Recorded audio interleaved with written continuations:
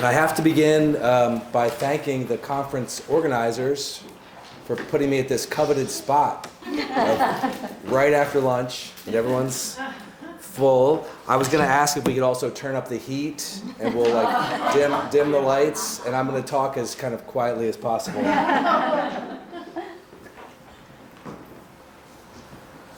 Okay, so if you've ever heard a really powerful speaker, someone who's really impactful, you know that some people can captivate an audience with something as simple as a story. Stories can touch the heart, engage the emotions, and get our minds working in ways that other forms of communication just can't. When you have a speaker who can tell a moving and memorable story, you find yourself engrossed. You find yourself drawn in, and you relate on a deep level to what is being shared. A gifted storyteller is like a breath of fresh air. And when you have a speaker who's a gifted storyteller, it's a great thing. Unfortunately for you, this afternoon, you have me. Storytelling is not my thing, but appreciating and interpreting stories is something that, as a biblical scholar, I've been doing for many years. And for those with some familiarity with the life and message of Jesus, you know that in his day, Jesus was known primarily as a teacher, a rabbi. And a key part of what he taught was not through direct statements and assertions, but rather indirectly through short stories that he told, what we call the parables. These were interesting stories about farms, sheep, vineyards, coins, banquets, seeds, weddings, inheritances, extremely poor, wealthy people, treasures. They were memorable, they were entertaining, but they often also had another purpose, which was to challenge their listeners to see the world in new ways. One scholar calls the parables stories with intent. But what was the intent of any one parable, or of the parables as a whole? Because they're stories told by Jesus, a religious figure, and they're recorded in the Bible, a religious book, and they're preached on in churches, religious places, we tend to think that the message of the parables is a religious message, a spiritual teaching. They're stories with a spiritual message.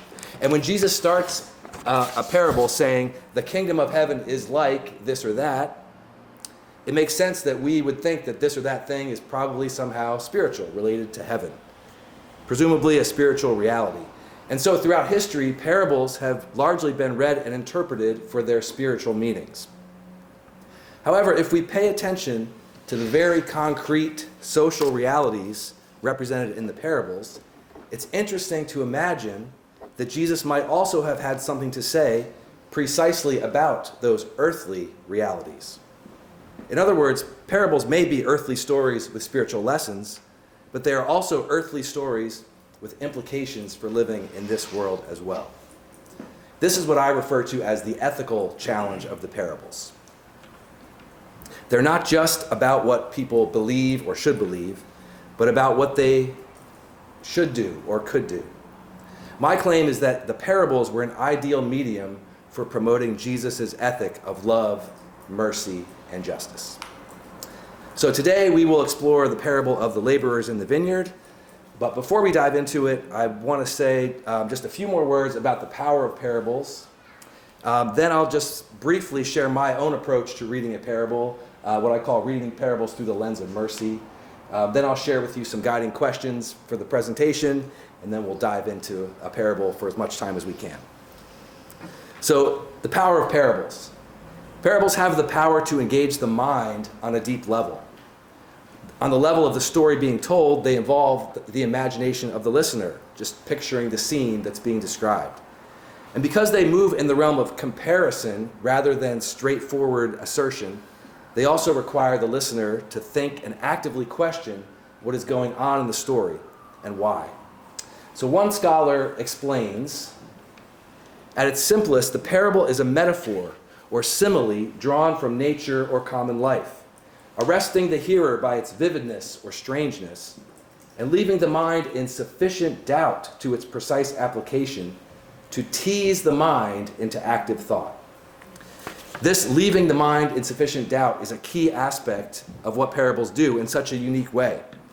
Because of this puzzling dimension of parables, civil rights activist Howard Thurman half-jokingly refers to them as can openers for the mind.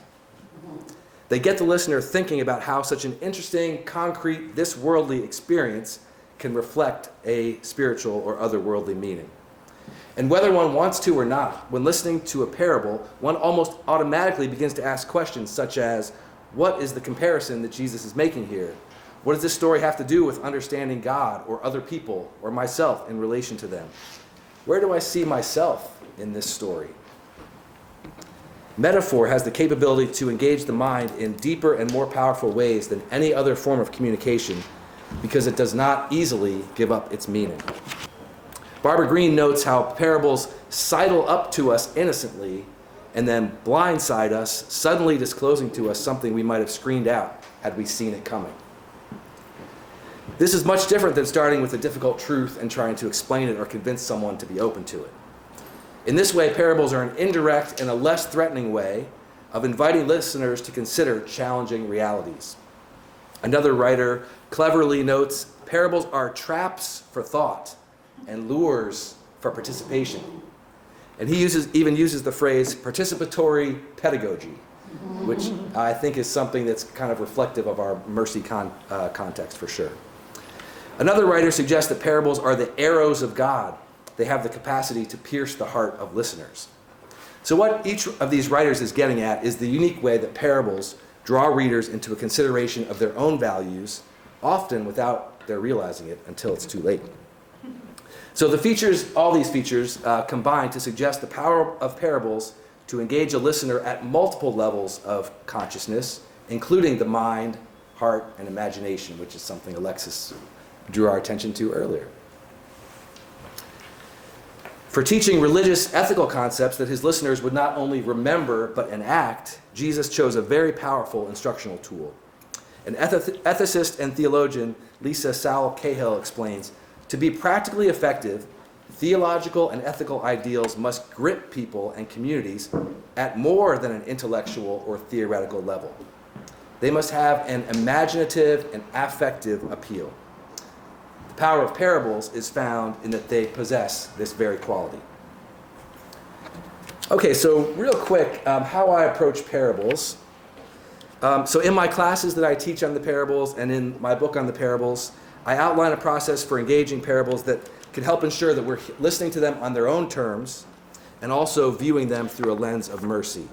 So essentially, we are invited to look at the parable and to see its world, and then we're invited to see through the parable to see our world in a new way. And I guess if you want to go another step, we then can use the parable as a mirror to look back at our own lives. So there's really some different ways of viewing the parables. So I outline these 6 steps, and so you do have a handout that has these 6 steps and some description of them. But it's essentially grasping the story. So because it's a story, we have to understand the characters, what's happening, the plot, just the basics of what's actually happening before we can start to think about its implications. And then number 2, because these stories are set in an ancient agrarian society in the Middle East, we probably need to ask some questions about features of the story to make sure we're understanding it thoroughly. Third, I encourage us to spot the twist. So where in the story do we see things move off the rails of normalcy? And then 4, consider the metaphor. So parables are a narrative kind of metaphor, and so it's a comparison. So what's the primary piece in the parable that's being compared? Think about that and what does it mean? And this is a place to note that not all parables are allegories. So if you think of an allegory, that's a story where everything in the story has a specific meaning. It refers to something else.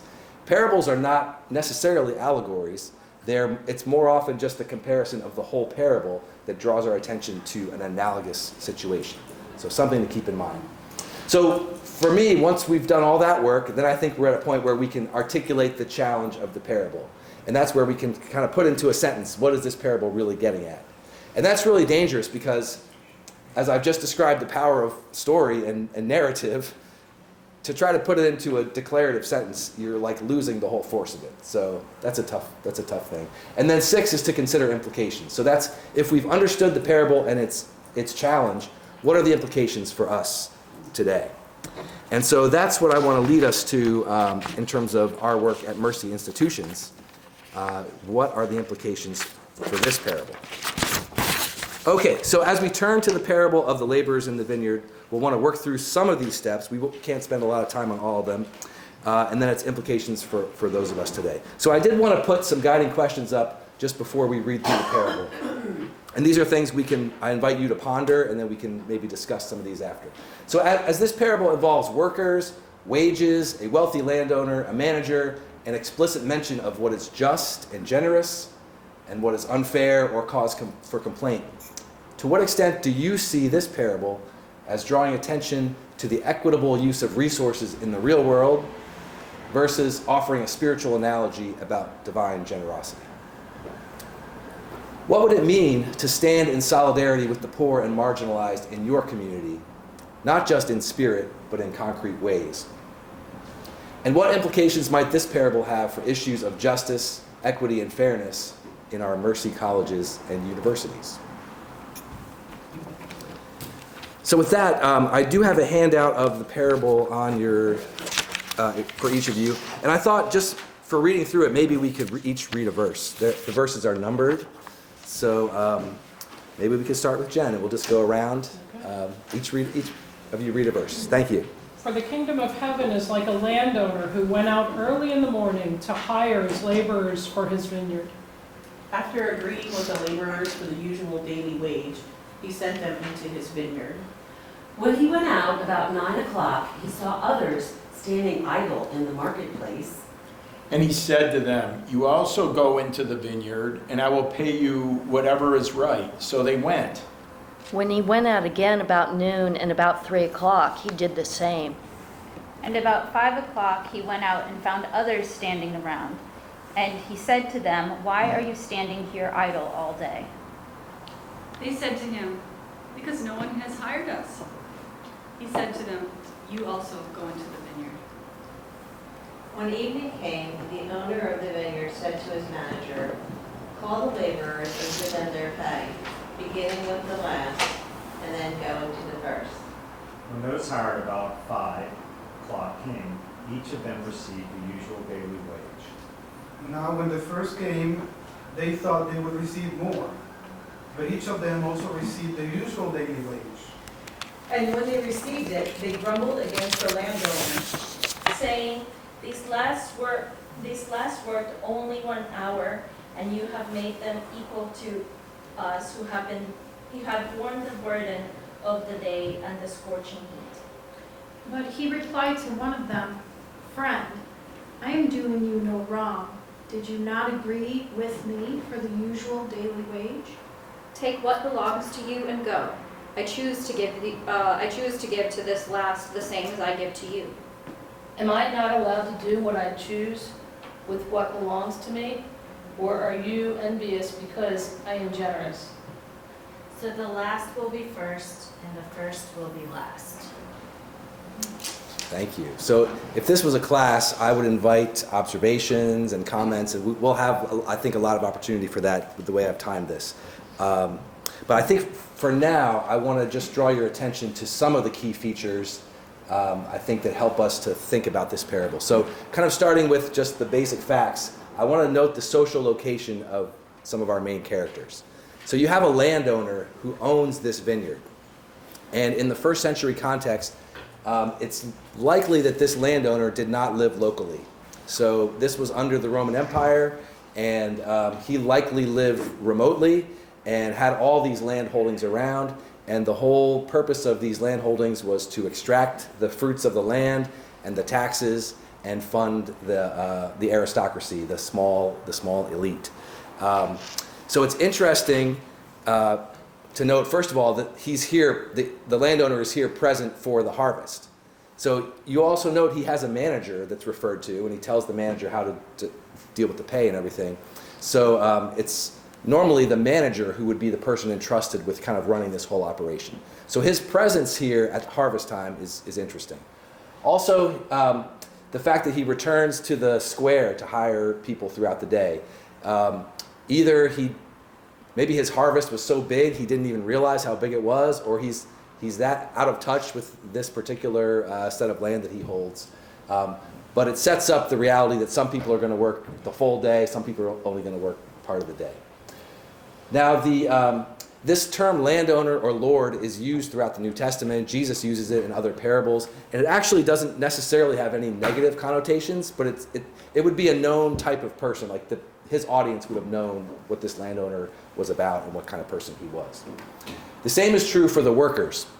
So it's just the basic word for worker in Greek, and Jesus uses this term in other parables as well, and these are just day laborers. So it's the most general term. It's usually in Jesus' parables referring to agricultural workers, but these are members of about the lowest class of society, the expendables. And these are people without a guaranteed occupation or wage. So they're literally working as day laborers, and the amount that they're going to get paid is referred to in this translation as the usual daily wage. It's a denarius, a Roman denarius. And it could buy about 2 to 3 days worth of food for a family. So these people are in a pretty precarious situation. There's debate in terms of the whole economic system of the first century, how exploitive it was of these workers and of these villages. So they had the support of a community. I mean, so there was the community support. But in terms of the economic opportunities these people had, there was nothing. So they were really at the mercy of this landowner. Whatever he paid them, if they didn't take it, they'd get nothing. So they're really at the mercy here. Okay. So those are some of our characters. I guess I want to move to thinking about the twist. And maybe this is where I'd like to get your thoughts. So as you read through this parable, I mean, the story progresses pretty straightforward way, but at what point do you think there's a little bit of a twist in this story? Yeah, Jaime. When people don't get paid according to how much they worked. Okay, right. So the actual amount that's being paid is a twist. Anyone else? When he goes out at about 5, assuming that's the end, and says, "Will you also go?" So, like, that last group is not actually probably doing any work whatsoever. They're just going to be part of it. Yeah, very, very. There's a group that's either doing no or very little work. Okay, anyone else? When the workers' expectations weren't met, just that their thoughts didn't match the actions. Okay, yeah, so Jen said when the workers' expectations aren't met, those who were hired early in the day, they think they're going to get paid more. So yeah, the whole story is really a setup, and you could, things start to seem a little odd with people hired late in the day, with those hired late in the day getting a full day's pay. And then the expectations of those hired early in the day are, wow, this guy's generous. This is going to be really good for me. And it's almost set up so that those people are disappointed. And so that seems to be the kind of the focal point is this disappointment. And then you've got the landowner. You got people grumbling then, which is not a twist. That's probably expected based on that. And then you've got his response, which is about his ability to be generous and can I do what I want with what's my possession and take what I gave you and go, my friend. So it's just a little very interesting there, the kind of the social levels and what the perspective of the different characters. So I want to move quickly now and talk about the metaphor. So this is a story, it's a very concrete story, but as a parable, it's a metaphor for something else. So, and this is where interpretation, the parables are really exciting because there's many ways you could interpret this, but it's also kind of scary because you could get some very divergent interpretations of what was Jesus really getting at with the story. So a question to begin with is, do we think in this parable the landowner represents God? So is this a parable of what God is like? God is like this landowner. It could be. But keep in mind that parables are comparisons, and it could be that God is like the landowner, but also unlike the landowner in some ways. So it's dangerous to draw theological conclusions from a narrative metaphor that's based on a comparison. So one thing I wanted to do with this book, my book on parables, was to amplify voices of the Sisters of Mercy. So with the help of Sister Sheila, we recruited 8 sisters to write reflections on each of the parables. So I include those in the volume as well. So Sister Mary Kay Dobrovolny, whom I have not met, but I've interacted with, and she provided me this reflection. She wrote the reflection on this parable, and she made the very good point. What if we do not assume that God is the landowner? And so I want to read a little bit of her reflection, and then I'll put up some of it on the screen. So she wrote, "As I prayed with this parable and placed myself in the position of the landowner, I found my own ministerial perspectives being challenged." And then she tells this story. "At the time, I was living in Chicago and walked regularly in a place where several homeless people lived. I developed a relationship with one woman named Shirley. Shirley and I would often share a meal together, sometimes at McDonald's or another local fast food place, and sometimes out of my kitchen pantry and brought out to the street. I suspected that Shirley was addicted to drugs. One day, Shirley was in a particularly agitated state, and she wanted the cash that I would otherwise spend on food for our shared meal. I refused. I calmly explained my policy of not giving money, but never refusing food if I had the opportunity to share out of my abundance. She followed me for several blocks, shouting expletives about me and my policy, and I felt entirely justified by my reasoned, charitable response.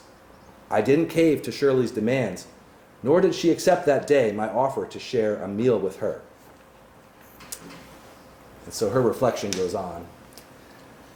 "When I brought this experience into prayerful dialogue with the parable of the charitable landowner, I heard more challenge from Shirley's words.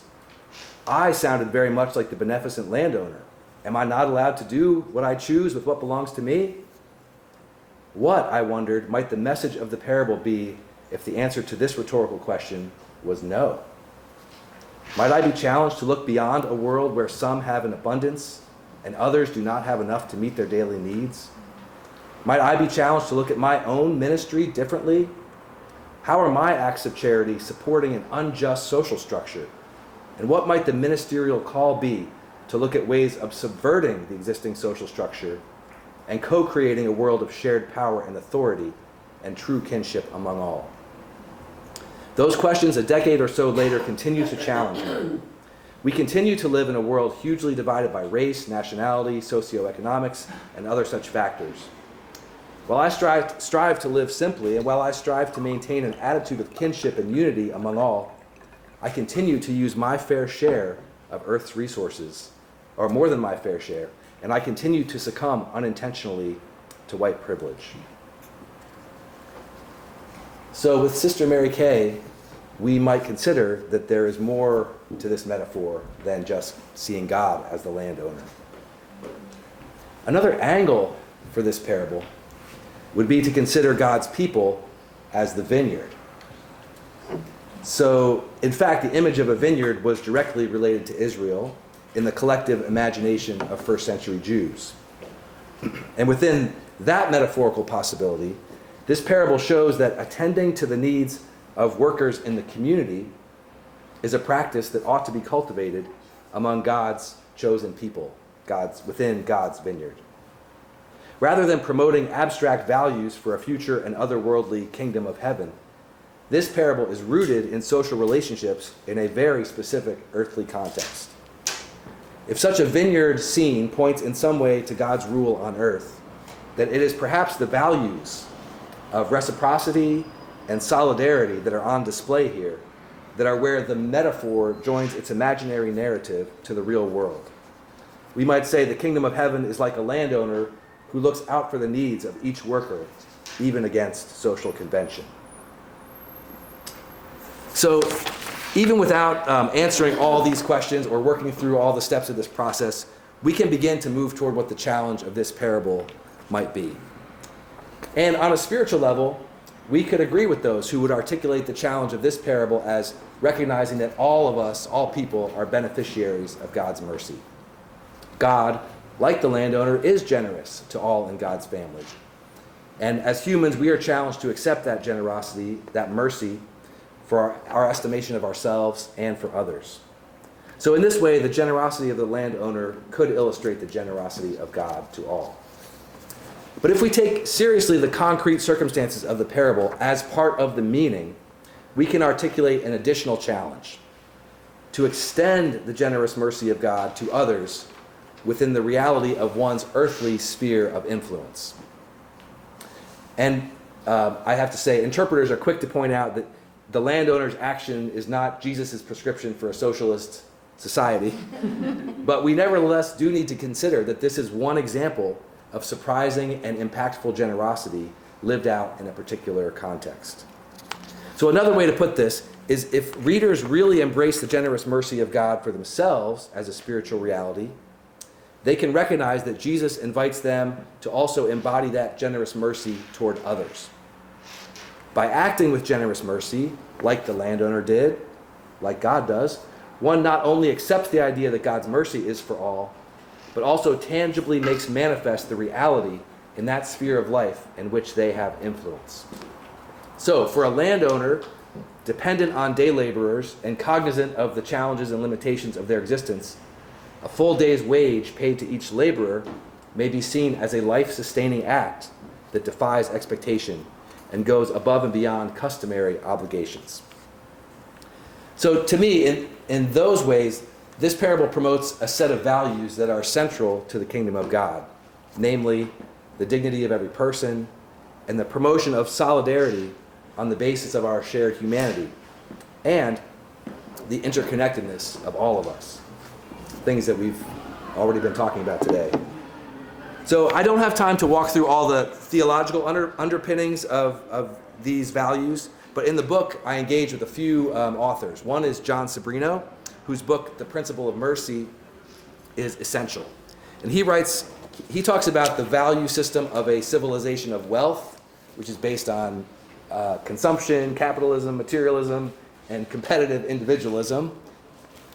But he also talks about the civilization of poverty, which has a value system that focuses on strengthening shared solidarity as a fundamental characteristic and ensuring that each person's needs are met so that they can have the opportunity to thrive.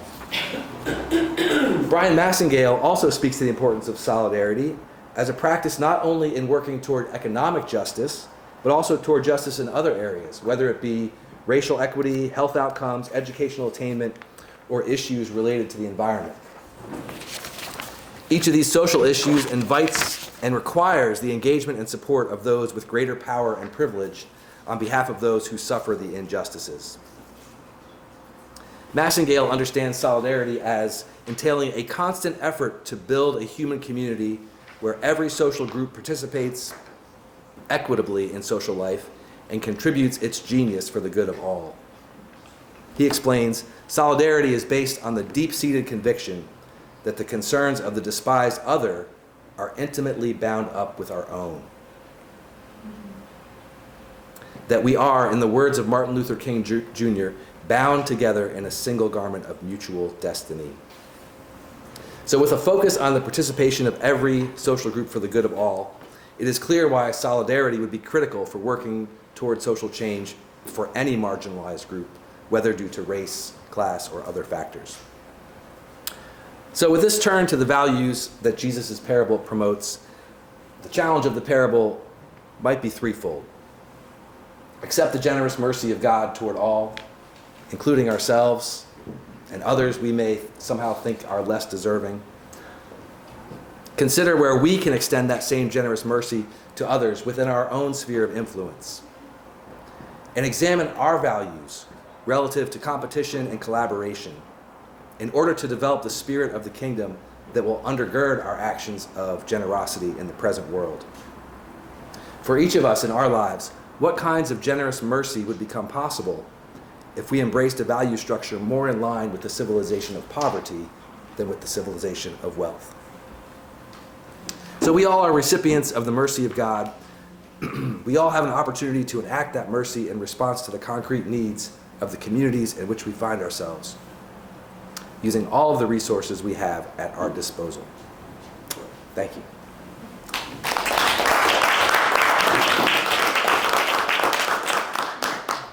So with that, I wanted to return to some of these questions. I actually put up a couple of more questions, but as I've learned at the Carlow Roundtable, the presenter's intended questions do not dictate the discussion. So I will stop there and open it up for comments and thoughts. Alyssa. So I was really glad that you raised the question about who God is in this parable and if God is identical with the landowner. As soon as you started talking, and Sister Mary Kay's story as well reminded me of when I teach the social justice ethics class, we use Marvin Kreermich's The Challenge and Spirituality of Catholic Social Teaching, and he talks about this parable in the chapter on work and the dignity of work. And the idea of, and he basically says, we often assume God is the landowner being generous, but if you shift your mindset like we've been doing and think of the parable in a different way and think maybe God is not the landowner, this can become a critique of the working conditions. And the workers actually have a justified complaint that they worked so much harder and yet they did not get more. And the idea of that just because you have a contract doesn't mean it's a just contract. So there's so many different things that we can think about that I think this approach is really exciting. Yeah, I'm really glad you raised that because I think just the fact that Jesus chooses this as a subject matter for his, the subject matters that he chooses for the parables are not incidental. So he's, like you said, bringing visibility to this and drawing attention to it. And so for his listeners that are maybe in that class of people, it validates them and their concerns. And it may be challenging for listeners that maybe are in a different social class. And what's really interesting with this parable is there's a kind of small thread of scholars that actually see the landowner as being intentionally sowing discord among the workers. So he's actually, by taking this approach, he's actually ensuring that the community doesn't unite against him. So he's sowing this level of discord so that he can kind of maintain the status quo. So yeah, the different lenses really bring some fresh perspectives. Jaime. I'm curious to know if anybody has an alternate explanation, because I think the explanations I heard so far are not going deep enough. So in my view, when I read it the first time, it was really obvious. To me, the landowner is God, the laborers are all of us. The day's pay is the kingdom of heaven, going to heaven. And it doesn't matter when you heard the calling to go to work, you will get the same pay. So if at the end of the day, and you're at the doors of heaven, you say, hey, I started since I was a child, I was serving you for all this time, and you complain, you never got the message. It doesn't matter if you heard the message at the end of your life and you're 90 and you're dying, but you finally got it, you get the same pay going to heaven. So, does anybody have that interpretation? That was my initial. Yeah, and that's historically how this parable has been interpreted. So that's almost an allegorical interpretation where each piece of the parable has a specific meaning. So one way of framing that in the time of Jesus might be that Jesus told the parable to say those who have been working in the kingdom have come into the family of God. Maybe those would be like devout Jewish followers, or maybe the Pharisees. And those coming in later in the day, maybe those are your tax collectors and sinners who are looked down on. Or maybe it's Gentiles who are even non-Jews who, in the history of salvation, come into the kingdom of God later. So those are very common interpretations. The hesitation I have with some of those interpretations, well, I guess on the one hand, it's a spiritual interpretation. It puts the focus totally on, okay, who's going to heaven and who's not, or we're all getting the same reward in the end. So it kind of takes the focus off of this life and the concrete circumstances Jesus was addressing. Another challenge with that is when Jesus was telling the parable, you didn't have Gentiles coming into the kingdom of heaven, so it wasn't like Jews were following him and Gentiles were trying to come in too. So the Jew-Gentile piece wouldn't have made sense. It could be Pharisees and tax collectors, because that was happening in the ministry of Jesus. Like he was welcoming sinners and tax collectors, and the Pharisees were complaining about it, according to the Gospels. But nothing in this parable really suggests that those hired earlier were Pharisees, or those who were hired later were sinners, or that there was any moral deficiency in them. So I think this is the fun part of the parables is it's an image, it's a metaphor, and then we can kind of figure out how to connect best with it. So those are just some of my thoughts, Jaime. So you're in good company. I mean, it's a good line of thinking. Tatiana? I think what I like about parables is exactly what you said. Like we read it and we attach kind of our own worldview. When I read it, I actually think about the conversation about equality versus equity in higher education. Yeah. Right? If I give you all the same, if I pay you all the same, if I give you students all the same resources, shouldn't you be thankful that way?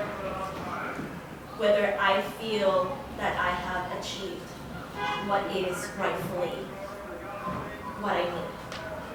Right? Going back to the conversation yesterday about what do we need to do in our own institutions, in our own vineyards, to create a more just environment for everybody that is present. So completely different. In mine, nobody's going to heaven already, everybody else. But it does bring a conversation about what is it that is just or equitable. Yeah. So a generous act is perceived as inequitable by some and generous by others. Yeah, that's a really good point. Amy, then Alexis. I was just going to comment, but when you first were talking about parables, and initially went right into indigenous cultures, that the use of parables and storytelling have been used across time in preserving those traditions and oral traditions. It seems that there is it's a community. Parables are a community of the way we spread our culture, our ideas, and I think it's a great, I'm thinking of pedagogy in my mind. I think in a lot of our classes, we actually could throw that in. I'm going to say like a twist into understanding very complex ethical dilemmas, and even just content in a more psychological aspect. That's my expertise. Those feelings, those understandings, and getting the critical thinking in a way that's creative and refreshing. It's very refreshing reading stories of, and that time, it seems this parable it's transcend time. I could hear this conversation happening today, and maybe I did on the news or what have you, but a lot of these stories are just timeless because it's the human condition. I think it was great to involve the sisters and hearing what they had, reflected on with this story. Yeah. I really think you're onto something like with the community, the power of community, like the way parables. Like if we were just read it individually and think about it ourselves, we'd come up with one thing. But if we talk about it in a group like this and get some different perspectives, I never thought about it that way. I never thought about it that way. And then that's just with our more or less homogenous group, for Mercy institutions. So another thing I did in the book was I tried to engage some global scholars as well. So there was an African scholar who wrote about this parable and looked at the context. He looked at Catholic social teaching and two countries and kind of compared two African countries and compared their economic situations and whether just wages was enough. So he argues that this is a parable that argues for justice beyond just wages. Like you need more than just wages to address complex situations. So I got to go to Alexis and then Lacey. So thanks. I just want to say, first of all, is the book on Amazon, because the library copy, I'm going to start writing it, and they're going to charge me. Gotcha. Yes, Amazon.com. Yeah, so I clearly am going to need a copy struggling about how to introduce some ethical conversation into the nursing 795 class that I'm teaching, and it's only a 1-credit class, but I give them like the topics to work from, and they consistently pick something that they can just whine about. And I'm like, no, let's do something better than whining and gnashing our teeth at, help out the situation. Let's do something. This is a great format. I just can't wait to dive into it a little bit. But the real reason I'm having this conversation with you right now, Matt, is I am going to have to take some humble pills before my husband comes in. We are having a huge debate right now in the philanthropic community around this whole conversation with wealth and who should benefit from it. And my argument has been, well, let's go with the Heinz Family Foundation. It's their money. They should have the right to it. And his argument is they built their wealth off of the backs of the people in Pittsburgh. No, they shouldn't. And we have had serious fights about this, about the rights. And now I have changed my mind, and I think that he is absolutely correct. So I just want you to know, you may have saved my marriage.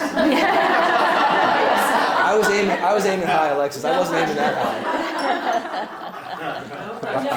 That's interesting. I can't wait to share this with him because they are working currently on designing and developing curriculum for philanthropic communities, and I think this is really going to hit home. And so I might want to have a sidebar with you on that. Yeah, thank you. Thank you.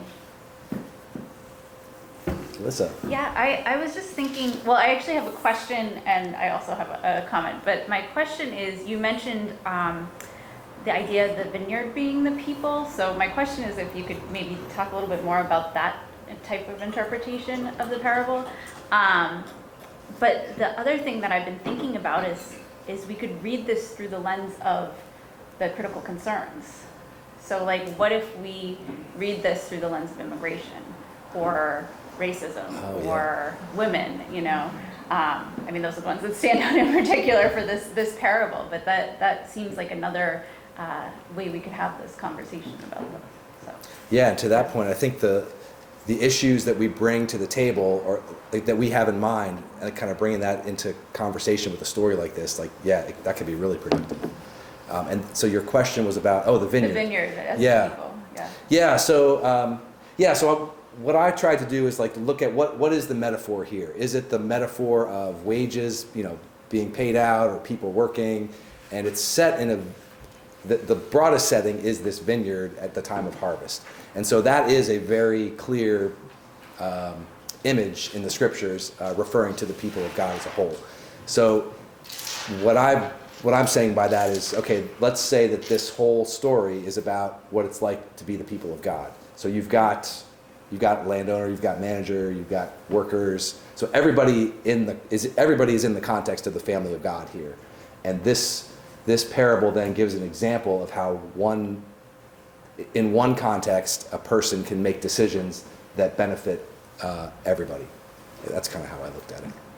Lacey? So that's how I had the same kind of idea as Jaime, but then I also had this completely off-center idea that we, as individuals, are the landowner, and the harvest and the chances for the successful yield is spirituality and our sense of community, and it's a call to us to treat everyone with this sense of respect, no matter what little or what great things they can contribute to our lives. And us, it's that sense of community we've been talking about all day. So it's this idea that, like, as the landowner, we have these gifts, but so does everybody else. And so it doesn't matter if they contribute the world-shattering ideas or if they are just simply here to say, good job, right? Like, everybody should be treated with that dignity of the whole person, that respect. And that's what's going to get us the best yield, the best spiritual connections, the best everything. So I flipped all the positions, I think. Yeah, that's really good. I like that a lot. Yeah, I think to all those points, I heard a homily once. I'm trying to remember who gave it. I think it was Father Bill Byron, who used to be, he's been all over the place, just passed away actually a couple weeks ago, Jesuit, who taught, he gave a homily on the parable of the Good Samaritan, and he kind of made the argument that at different points in our life, we're different people in that parable. Sometimes we're the father, sometimes we're, the son, sometimes we're the prodigal son. Not the Good Samaritan, the prodigal son. And, you know, I wonder if it's the same here, that at different points in our life, we are different. You know, we could take this and apply it in different ways. And, you know, it may be a parable on radical mercy, right? That no matter when we find salvation, we start that work in the vineyard, that we're saved. But at other times, you know, maybe we are more like the landowner and you know, figuring out how we can give that mercy to others. You know, whether it's Catherine McCauley had a quote, Sister Sheila can correct it, and was paraphrasing, something along the lines of, you know, better to help 100 imposters.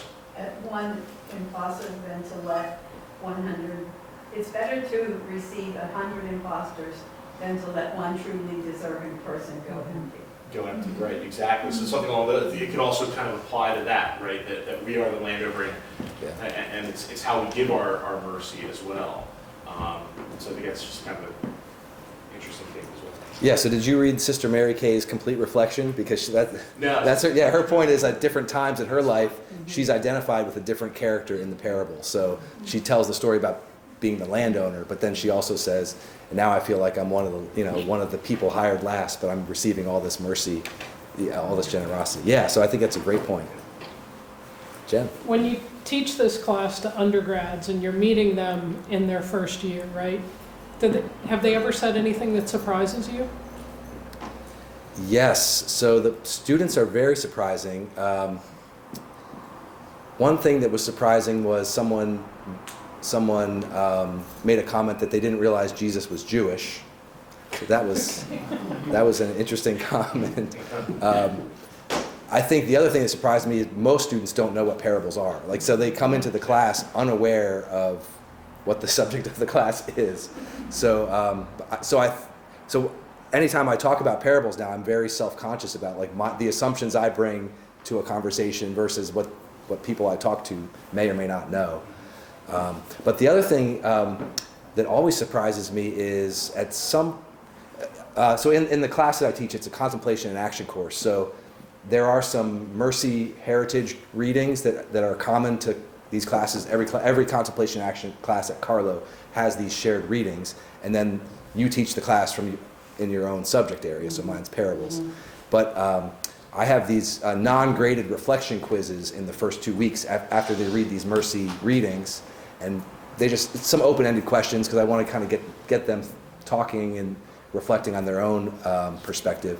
And I ask them just to define mercy, like based on these readings, how do you define mercy?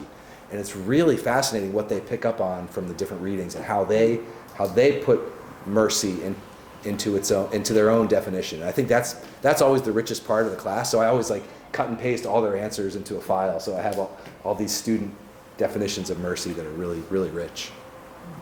Cool. All right. Well, thank you. Thank you.